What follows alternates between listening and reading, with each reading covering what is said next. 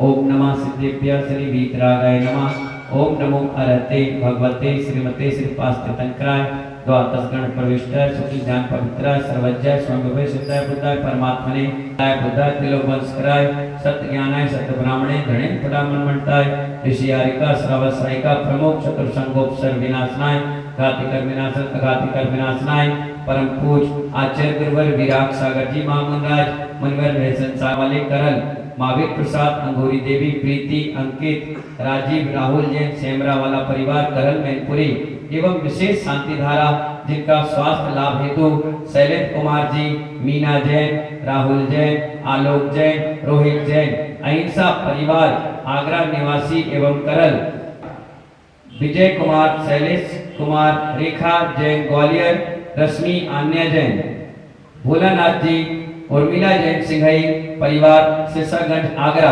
हमारे संतोष जी इटावा एवं सौरभ जैन बड़े अतिशय में पावन वर्षायुक्त समिति करल मैनपुरी हमारे धर्म योद्धा आलोक भैया दीपेश भैया हमारे अशोक जी हमारे भोला भैया हमारे मोंटी भाई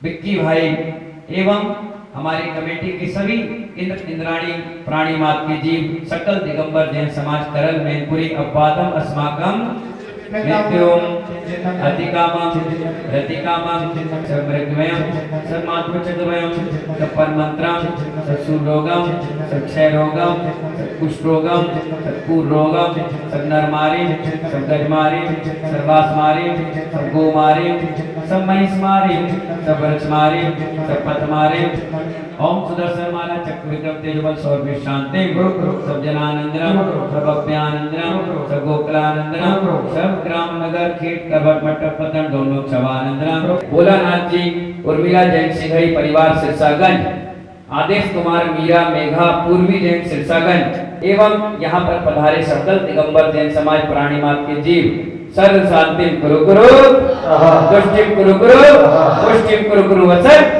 सुरसागर परित्राय आर्यम निर्वमामि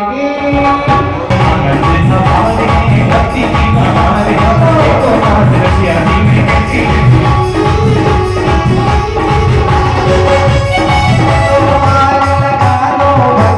को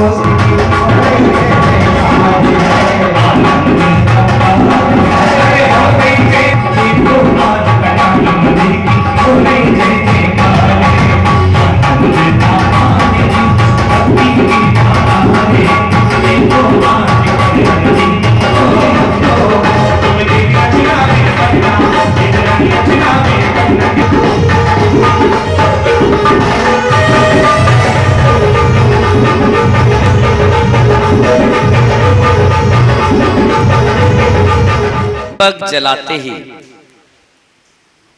क्या कहा मैंने दीपक जलाते ही अंधकार दूर हो जाता है। दीपक जलाते ही जैसे अंधकार दूर हो जाता है ऐसे सम्यक ज्ञान आते ही हमारे जीवन का अंधकार नष्ट हो जाता है। हमारे जीवन में बहुत सारा अंधकार है, उस अंधकार को हमारा ज्ञान हमारा केवल ज्ञान दूर करता है। ज्ञान कभी अधूरा नहीं होता। समझने वाला का ज्ञान अधूरा हो सकता है, समझाने वाले का या भगवान बीतरागी का जो भगवान का दिव्य देशना निकली है वो कभी अधूरी नहीं निकलती, पूरी निकलती है। हमारे यहाँ पांडव पुराण ग्रंथ में धर्मराज युधिष्ठिर हुए जो मोक्षगामी जीव थे। 5 पांडवों में 3 ने मोक्ष धारण किया और 2 सर्वार सिद्धि में अभी हैं, आने वाले समय में भगवान बनकर वो भी मोक्ष जाएंगे।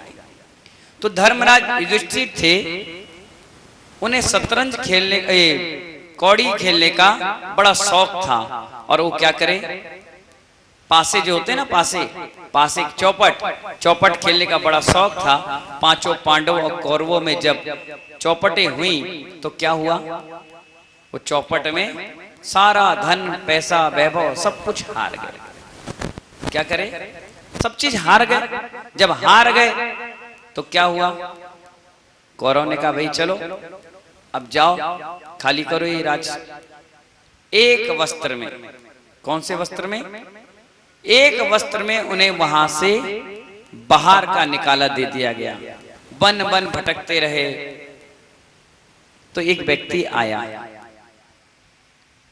उसने देखा धर्मराज युधिष्ठिर एक पेड़ के नीचे बैठ गए। डॉक्टर साहब एक पेड़ के नीचे बैठे चुपचाप शांति से भगवान का भजन कर रहे थे, चेहरे पर मंद मंद मुस्कान थी।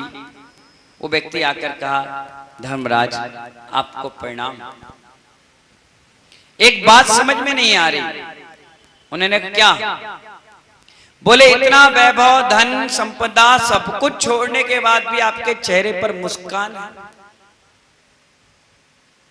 क्या आपको अपने कौरवों पर रोष नहीं आ रहा?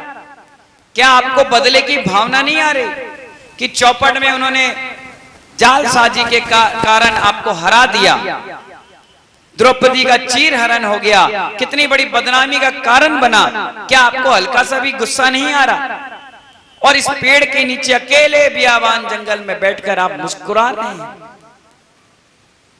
वो और अच्छे से मुस्कुराने लगे। वो कहने लगा इतनी बात सुनने के बाद भी किसी को गुस्सा आ जाए, क्या आपके अंदर पौरुष की कमी है? क्या आपके अंदर खून नहीं है, पानी है? अरे मैं होता आपकी जगह तो कौरवों को तुरंत सबक सिखाता। युधिष्ठिर मुस्कुराते हुए बैठे रहे। उन्हें कहा अभी तुझे तत्व ज्ञान नहीं है, क्योंकि युधिष्ठिर मोक्षगामी जीव होने के कारण अध्यात्मवादी थे। क्या थे? अध्यात्मवादी थे। उन्होंने उस व्यक्ति से कहा कि बेटा सुनो, मैं महल में होता तो मुझे चिंता होती, मैं परिवार के बीच होता तो मुझे चिंता होती, परिवार की चिंता होती, खाने की चिंता होती, ओढ़ने बिछाने की चिंता होती। इस दंड काटने यानी इतने बड़े वन में मैं हूं तो चिंतातुर होकर के निकल चुका हूं। मेरे अंदर अब कोई किसी प्रकार की चिंता नहीं है, चिंतन है। चिंता नाम मात्र की नहीं बची, मेरे अंदर अब चिंतन है। चिंतन इसका है कि जो उसने किया उसने किया, जो मैंने किया सो मैंने किया। मेरा पुण्य मेरे साथ है और उसका पुण्य उसके साथ है।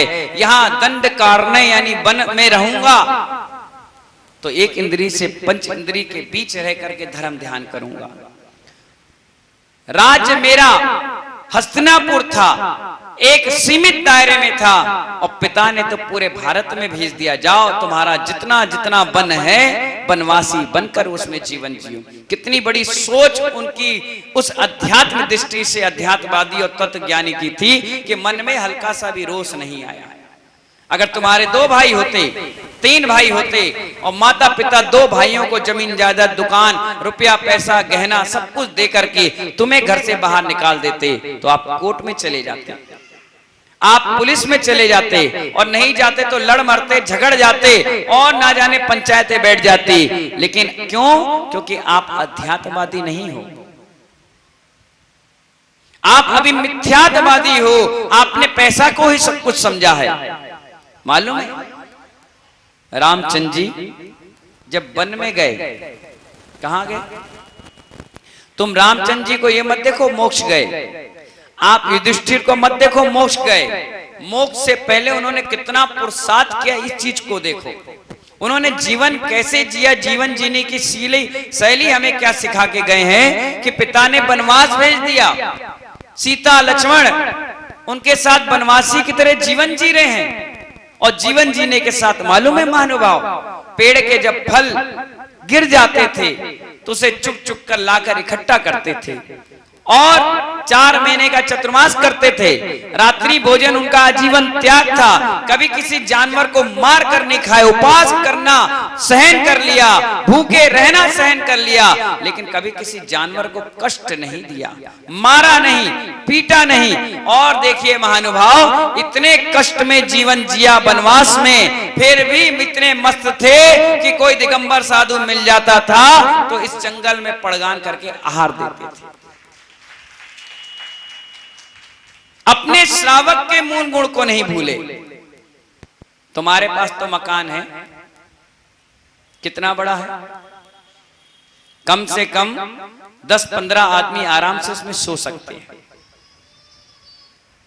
और इतना पैसा है कि आराम से अगर 6 महीने भी मोदी लॉकडाउन लगा दे तो किसी से मांगना नहीं पड़ेगा। आराम से आपका पैसा धीरे धीरे अनाज और रसोई में खर्च होता जाएगा, आपको कुछ करने की आवश्यकता नहीं। इतनी बड़ी प्रॉपर्टी आपके पास है कि करल में आज अगर उसको बेचो तो 4-5 साल तक आप आराम से ना कमाओ तो खा लो। फिर भी किसी दिगंबर साधु को आहार देने के भाव नहीं होते, किसी दिगंबर साधु का चौके लगाने के भाव नहीं होते। जबकि मैंने आपसे पहले कह दिया कि महानुभाव, अगर आपके घर में एक पाटे रखने की जगह है और 2 आदमी खड़े होने की जगह है, वो व्यक्ति आराम से चौका लगाकर आहार दे सकता है। मुझको अगर तुमने आहार नहीं दिया या इनको आहार नहीं दिया या इनका या हमारा चौका ना लगा पाए तो जिंदगी में कभी और कोई साधु का चौका तुम लगा ही नहीं पाओगे। हम तो बहुत कुछ निभा लेते हैं, बहुत कुछ एडजस्टमेंट कर लेते हैं, हर कोई नहीं कर पाएगा। मेरी तो सोच है, जब रामचंद्र जी जंगल में आहार दे सकते हैं तो करल जंगल से कम है या अच्छा है या बेकार है? अरे महानुभाव, तुम तो करल की बात कर रहे हो, हम ऐसे संत हैं जो जेल में भी आहार लेकर आ गए, थाने में भी आहार लेकर के आ गए, नए नए स्कूल कॉलेज बने वहां लेकर आए जहां जैन नहीं है। महानुभाव, तुम क्या बात कर रहे हो? अरे भाग होना चाहिए लगाने वाले का, क्या होना चाहिए? जब रामचंद्र जी जंगल में, जहां उनके पास गैस नहीं है, चूल्हा नहीं है, माचिस नहीं है, पैसे नहीं है, कोई महल नहीं है, वो अपने व्रत पूरे कर सकते हैं। तुम्हारे पास तो सारी सुख सुविधा है, तुम क्यों अपने व्रत को पूरा नहीं कर पाते? कहीं ना कहीं हमारे अंदर कमी है। अभी कोई नेता आ जाए, कोई वीआईपी आ जाए, कोई हेमा मालिनी श्रीदेवी आ जाए, अब तो श्रीदेवी चली गई, हेमा मालिनी आ जाए, माधुरी दीक्षित आ जाए, तो 50 लोग उन्हें खिलाने के लिए तैयार रहते हैं। और जब एक साधु आता है तो 3-3, 4 दिन तक एक दूसरे का मुंह देखते हैं। हालांकि करल में मुझे कोई परेशानी नहीं है, ना मुझे कभी आज तक आई परेशानी। मेरे तो इतने, हम दोनों साधु इतने उपास हो जाते हैं, तुम्हें मौका भी नहीं मिल पाता। कई चौके तो ऐसे हैं जिन्होंने नाम लिखा और उस दिन हमारा उपवास था, दूसरी बार मौका ही नहीं मिला। मैं करल नाम ले रहा हूं, इस कैमरे के माध्यम से लाखों लोग सुन रहे हैं, मैं उनको जवाब दे रहा हूं। महानुभाव, जब भी तुम्हें मौका मिले ना तो निर्गंध साधुओं की आहारचर्या जरूर कराना चाहिए। जीवन का सबसे बड़ी दरिद्रता हमारे घर से पलायन कर जाती है। साधु के आने से कितनी बड़ी हमारे अंदर वैभवता आती है, आपको मालूम है? आप महीने भर लाखों रुपए दान कर दो तो भी तुम्हें कोई पहचानने वाला नहीं है। और एक दिगंबर साधु के आहार कर लो। किसके यहाँ आहार हुआ था? फलाने चंद के। अरे वाह, बहुत बढ़िया। तुम लाखों रुपए देकर के इतना सम्मान मान प्राप्त नहीं कर पाओगे। एक झटके में साधु के आहार करने से यश कीर्ति नाम बढ़ जाता है। क्या गजब का आनंद आता होगा जंगल में आहार देने का। सीता खड़ी, लक्ष्मण खड़े, राम खड़े, शुद्ध वस्त्र पहने हो और जंगल में चंदोबा लगाकर, सोचो चंदोबा लगाकर आहार देते थे। और साधु के, निर्गंत साधुओं के आहार होते थे। जटायु जैसा पक्षी, तुम तो बहुत बड़ी बात हो, इंसान हो, जटायु जैसा पक्षी उस साधु के आहार के बाद जो झूठा गिरता है पानी में, बाल्टी में, उस बर्तन में झूठे खाने के लिए गिर गया और गिरते ही उठा, उसके पंख भी सोने की तरह चमकने लगे। ये चमत्कार अतिशय होता है निर्गंत साधुओं के आहार कराने। तुम्हें क्या मालूम आहार कराना क्या होता है? महानुभाव, इतना चमत्कार देशभूषण कुलभूषण मुनिराज का, कितने बड़े उदाहरण आए। अरे साधुओं का इतना जबरदस्त चमत्कार है, तुमने अभी साधुओं के पास बैठ करके उनसे लेना नहीं सीखा, ना कभी देना सीखा, अपनी स्वार्थ की सिद्धि करना सीखा है।